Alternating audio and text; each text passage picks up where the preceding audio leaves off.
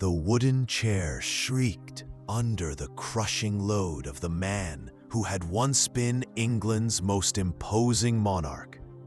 Henry VIII, once a symbol of youthful strength and royal magnificence, had transformed into a grotesque colossus of decaying flesh. Weighing well over 400 pounds, he could no longer walk, stand, or even shift his position without several men hauling him upright. His legs, once praised across Europe as the finest in Christendom, had collapsed into ulcerated, festering masses that wept blood and pus without pause.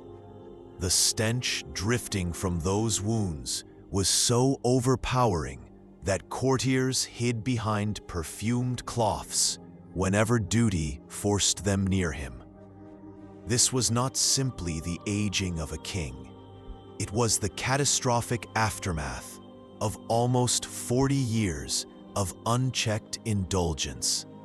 A radiant prince slowly dissolving into something that resembled a breathing corpse. Yet his descent had begun innocently enough. In 1509, when 18-year-old Henry ascended the throne, he embodied the Renaissance ideal. Tall at 6'2", lean, athletic, devastatingly handsome. He dazzled in armor, danced with unmatched skill, jousted until his rivals collapsed from exhaustion, and hunted deer for hours without breaking a sweat. But even then, those closest to him noticed something unsettling in the way he approached food. Other nobles ate for pleasure, celebration, or necessity. Henry devoured food the way generals conquer cities, with force, purpose, and a strange gleam in the eye. The engine behind his appetite. The kitchens of Hampton Court were not mere kitchens. They were industrial forges of excess, massive, blazing, and relentless. More than 200 cooks, assistants, and kitchen servants worked in shifts around the clock, their faces slicked with sweat from the inferno of 6 enormous hearths. These fires never slept, burning through 6 to 8 tons of oak every day. The numbers alone revealed the monstrous scale of the king's gluttony. Every year, the royal household consumed 8,200 sheep, 2,330 deer, 1,870 pigs, 240 oxen, 760 calves, 53 wild boars, and shockingly, much of this was reserved for Henry himself, not the entire court. Eyewitnesses described banquets where Henry began with a whole roasted peacock, just the appetizer, followed by an entire swan stuffed with smaller birds, and then mountains of beef that could have fed a large family for weeks. Quick reminder, hit subscribe to Rotten Ages for more dark history. Comment below and tell me where you're watching from. I love seeing how far these stories reach. A ritual of power, not a meal. What made Henry's hunger truly disturbing was not just the volume, but the ritual around it. He didn't merely eat, he performed. Meals became theatrical displays of domination. The king sat enthroned at the head of a long table, platters lined before him in perfect geometric order. Every course arrived with trumpet blasts, as if heralding an army rather than roasted meat. Henry surveyed the food like a strategist, mapping the battlefield, calculating which dish would fall first, which would follow, and how many servants would sweat to bring the next wave. The cooking itself bordered on arcane craft. Royal chefs engineered monstrosities, animals layered within animals, pies hiding entire ecosystems of meat. A single pastry might conceal a pig stuffed with chickens, stuffed with larks, all sealed inside a crust so dense that special blades were required to slice it. These grotesque culinary creations existed not for nourishment, but spectacle. Symbols that the king could command nature to obey his whims. Fear in every bite. As Henry's appetite expanded, so did his suspicion.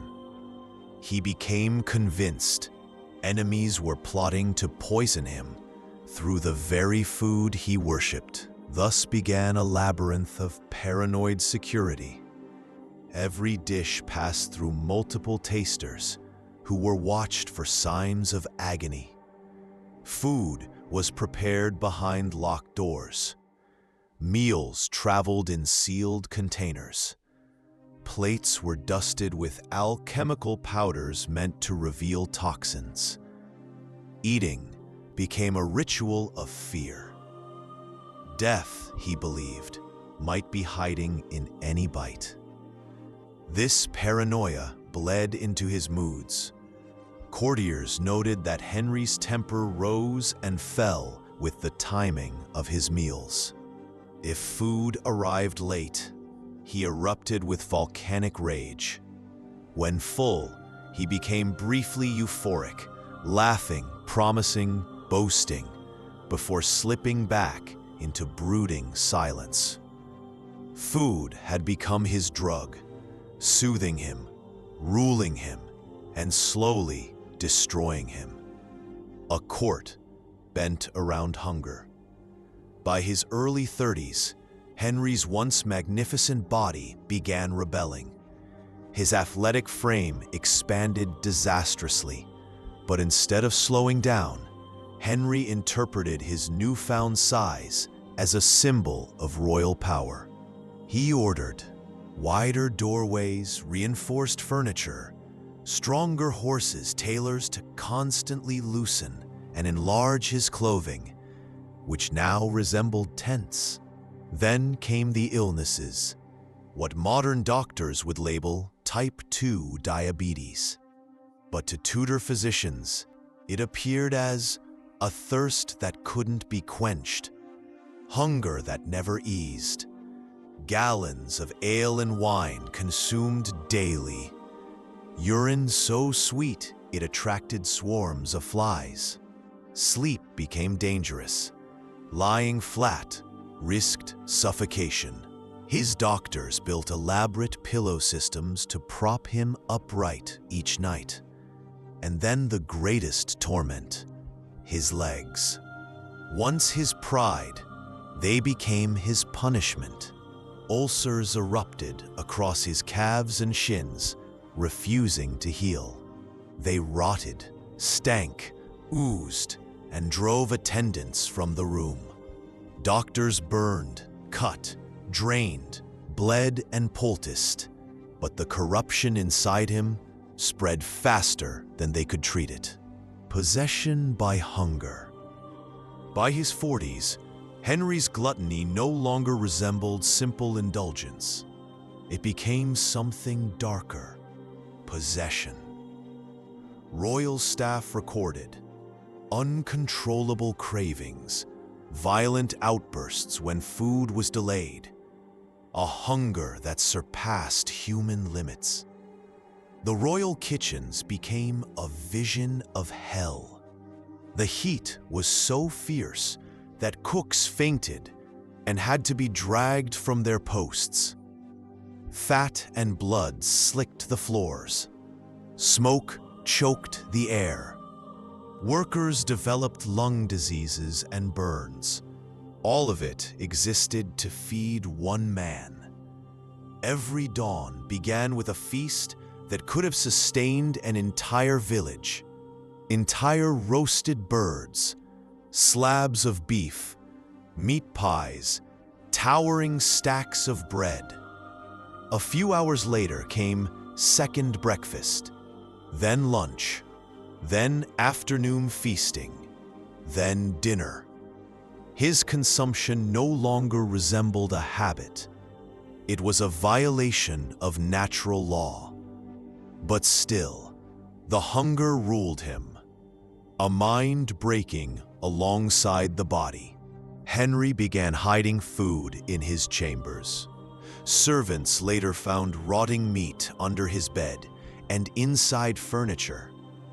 His paranoia escalated into madness. He believed people were trying to steal from his table. He stationed guards around his kitchens with orders to kill anyone caught taking even crumbs.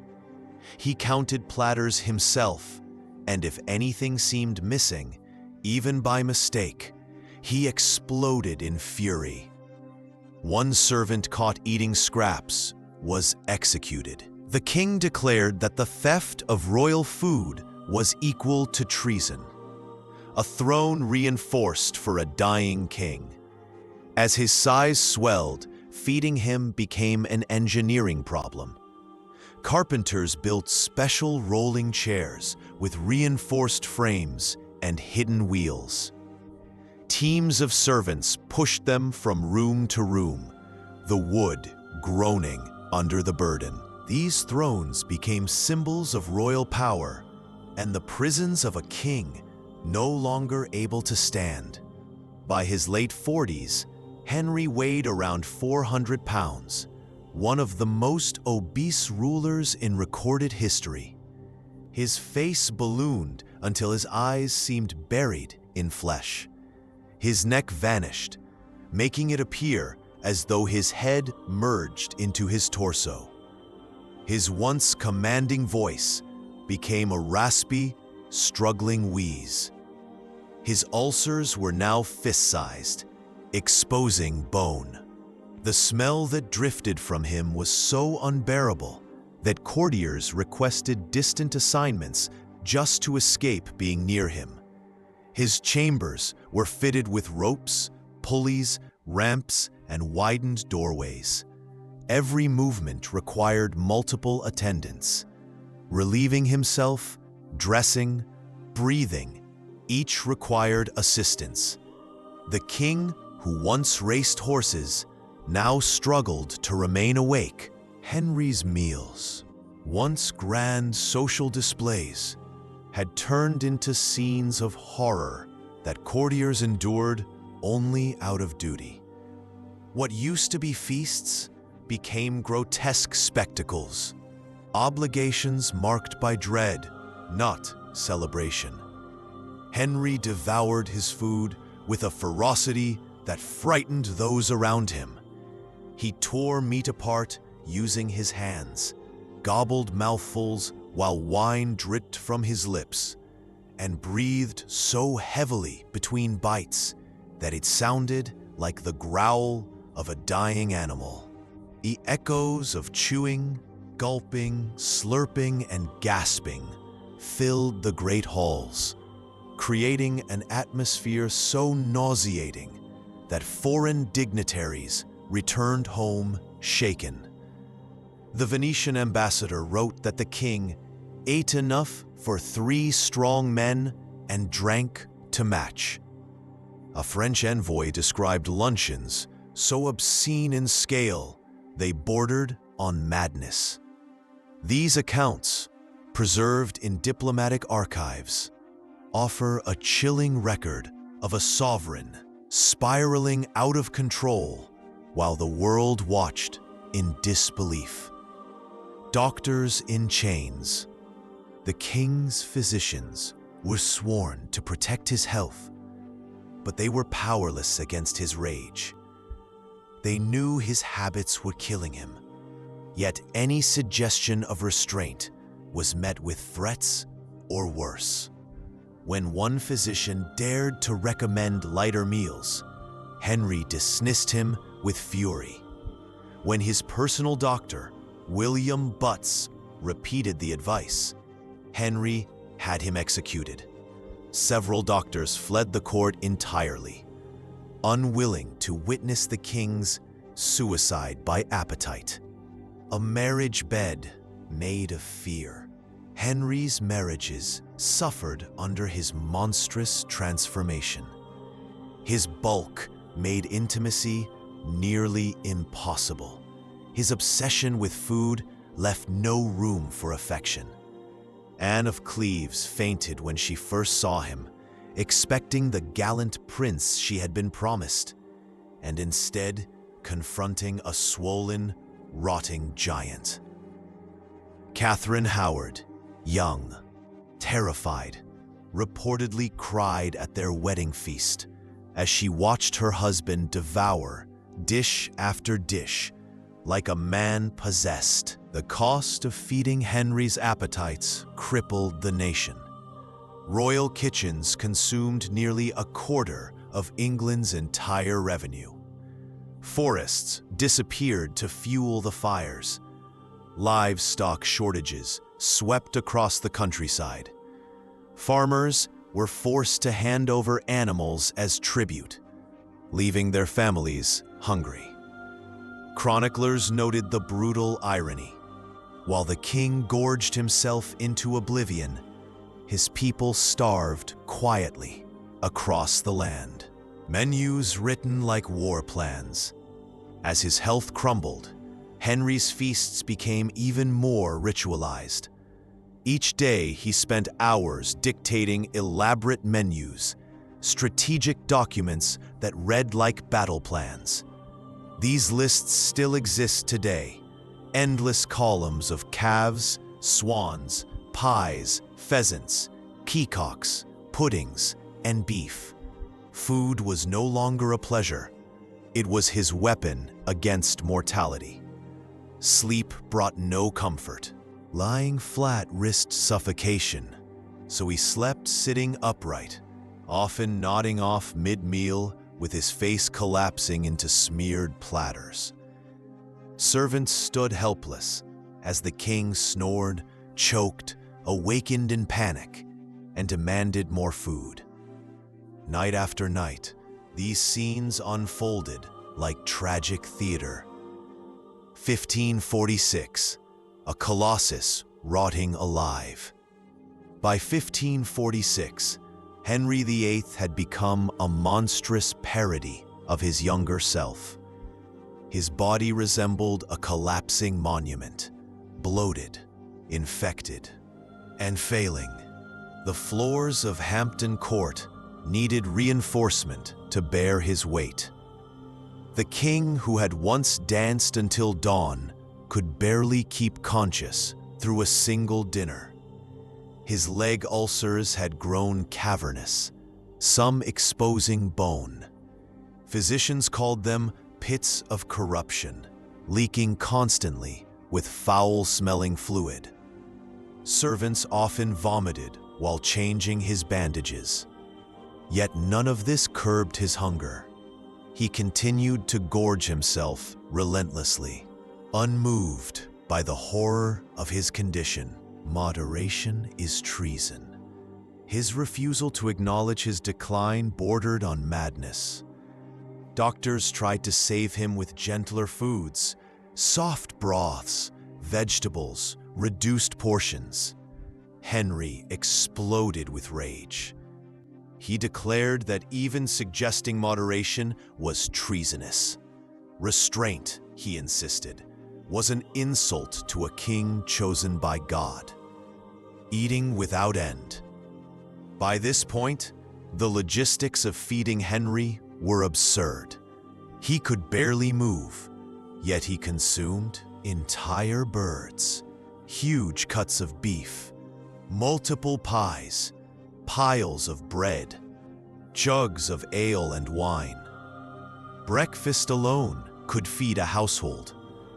Then he demanded morning refreshment, then lunch, then evening feasting, then snacks through the night.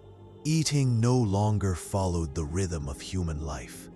It was constant, unceasing, almost mechanical. Special chairs were built with tables and restraints to hold him upright. Servants worked in shifts to keep food flowing around the clock. Records show deliveries to his chambers at every hour of the day. His world had narrowed to one singular obsession: consumption. A mind consumed. His mental collapse deepened. He became absorbed entirely by fantasies of food. He stared for hours at empty plates, as though imagining feasts only he could see. Courtiers heard him describe lavish meals that didn't exist, then explode in fury when they failed to appear. Every thought, every sentence, every desire revolved around food. His paranoia spiraled into madness. He believed enemies meant to steal food from him. He ordered guards to watch over his stores through the night. He woke repeatedly to count dishes and demanded explanations for anything that seemed out of place. The court grew suffocating. Those once eager to dine with the king now invented excuses to avoid him. The stench of infection, the labored breathing, the grotesque noises of consumption, all turned his presence into a waking nightmare.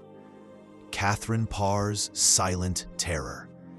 Catherine Parr, his sixth queen, endured the horror quietly. She knew speaking the truth could cost her life. Instead, she sought refuge in her private chapel. Records imply she prayed not for Henry's recovery, but for mercy, for him, for England, and for herself. A kingdom drained dry. Feeding the king drained the nation's wealth. Nearly half the royal treasury went toward sustaining his monstrous appetite. Vast regions of England were stripped of livestock. Peasants faced famine. Animals that would have fed families for months were taken to satisfy Henry's cravings.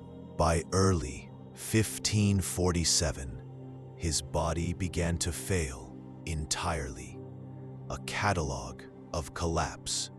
His physicians recorded symptoms modern medicine would recognize instantly: heart enlarged and struggling, liver yellowed and hardened from alcohol, lungs compressed by fat, breathing ragged and shallow, skin waxy and gray, ulcers rotting down to the bone, mental confusion and paranoia.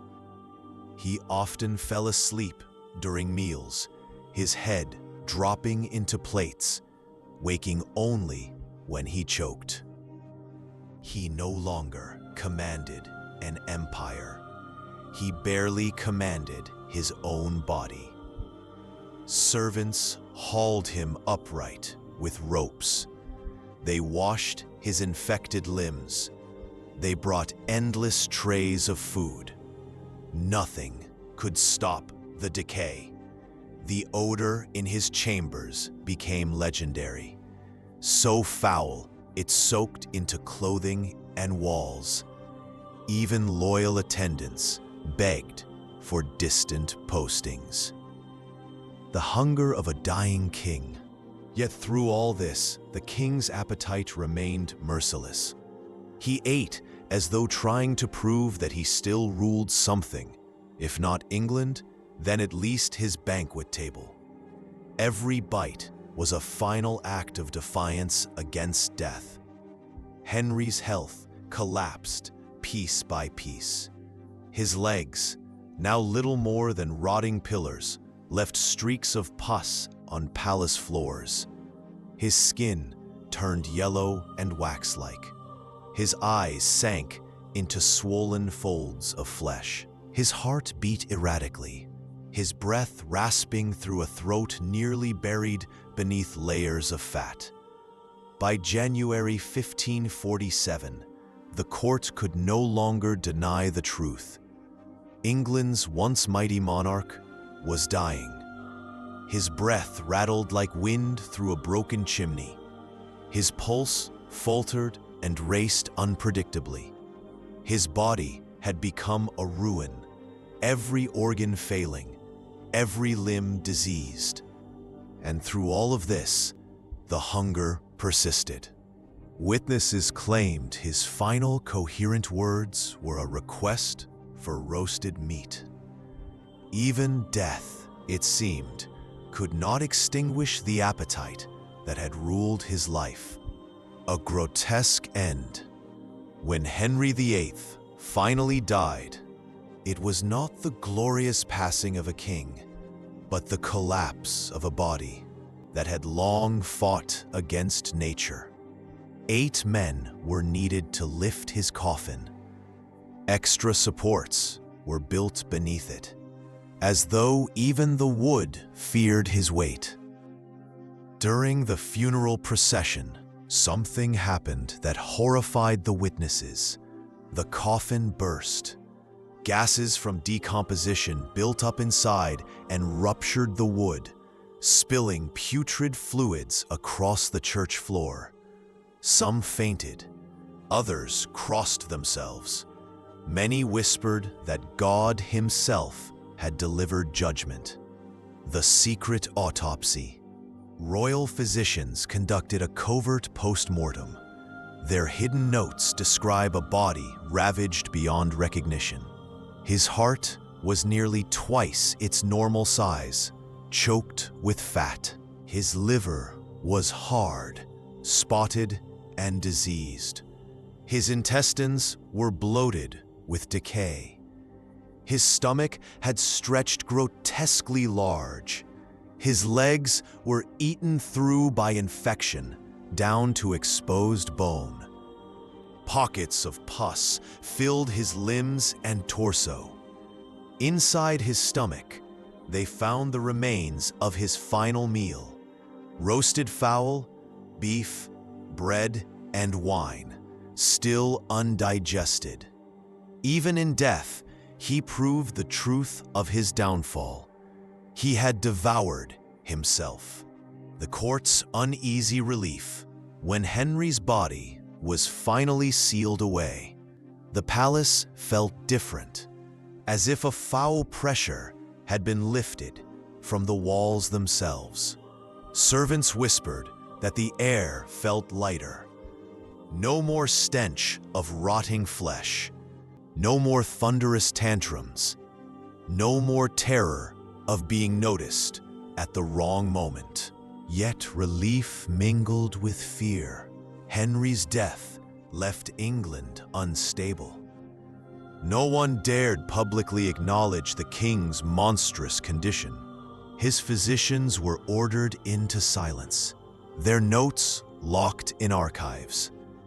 The image of the Golden King had to be preserved, no matter the truth. Whispers across Europe, but secrets cannot be contained. The story of the bursting coffin spread rapidly across Europe. Ambassadors who had seen the king in his final years shared tales of a swollen, decaying tyrant. To foreign courts, it was poetic justice. A body so corrupted, they said, could not hold itself, even in death. London's preachers spoke cautiously, framing his fate as a warning about the triumph of flesh over soul. Commoners who once adored the youthful Henry now described him as a man cursed by his own greed. The monster buried twice. Artists of the time refused to paint the truth. Instead, they returned to older depictions of Henry: broad-shouldered, handsome, powerful, vibrant.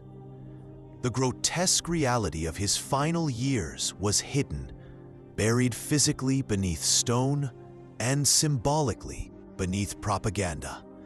But bits of truth survived in private letters, journals, and the sealed medical notes. They reveal a man tormented by fear, a mind consumed by obsession, a king who hoarded food like treasure, a ruler who counted dishes through the night, a sovereign whose paranoia about poisoning bordered on delusion. His psychological decline mirrored his physical collapse. A kingdom reflecting its king. England suffered under the weight of Henry's appetites. By his death, the treasury was drained. Taxes were crushing. Livestock across the nation had been depleted. The clergy was fractured. The people were exhausted. The palace kitchens still burned like furnaces, feeding a monarch who could barely sit upright. Historians often remark that Henry's body was a metaphor for his kingdom, bloated, powerful, decaying from within. His appetite for food mirrored his appetite for control. He tore England from Rome, not for faith, but for dominance, a hunger for authority, as insatiable as the hunger that consumed his body. Legacy of a devouring king. Henry VIII left behind a contradictory legacy. To some, he reshaped England into a modern nation. To others, he embodied the dangers of unrestrained power. Medical scholars study him as one of the earliest documented cases of extreme metabolic collapse. Historians analyze his reign as a study in despotism, fueled by fear, ego, and indulgence. Even his descendants carried his shadow. Mary inherited his frailty and obsession with divine purpose. Elizabeth inherited his willpower, hunger for admiration, and fear of mortality. The Tudor myth lived on. So did its curse. Buried beside Jane Seymour, Henry was laid to rest in St. George's Chapel, next to Jane Seymour, the wife who died, giving him his only legitimate son. The pairing was symbolic in a cruel way. Jane represented new life, sacrifice, and purity. Henry's corpse represented decay, corruption, and excess. Together, they formed a monument to the extremes of human existence, creation and consumption. A warning carved in flesh. Henry VIII was not destroyed by rebels, assassins, or foreign armies. He fell to something far more human. His own hunger. Hunger for food. Hunger for control. Hunger for dominance. Hunger for indulgence without consequence. His story is not merely a tale of monarchy, but a study of human weakness. A reminder that even the mightiest are subject to the frailties of flesh. The throne did not kill Henry VIII. His enemies did not destroy him. He was undone by the very appetite he worshipped. A king who mistook consumption for immortality and became the ultimate warning that no power, no wealth, no crown can save a man from himself.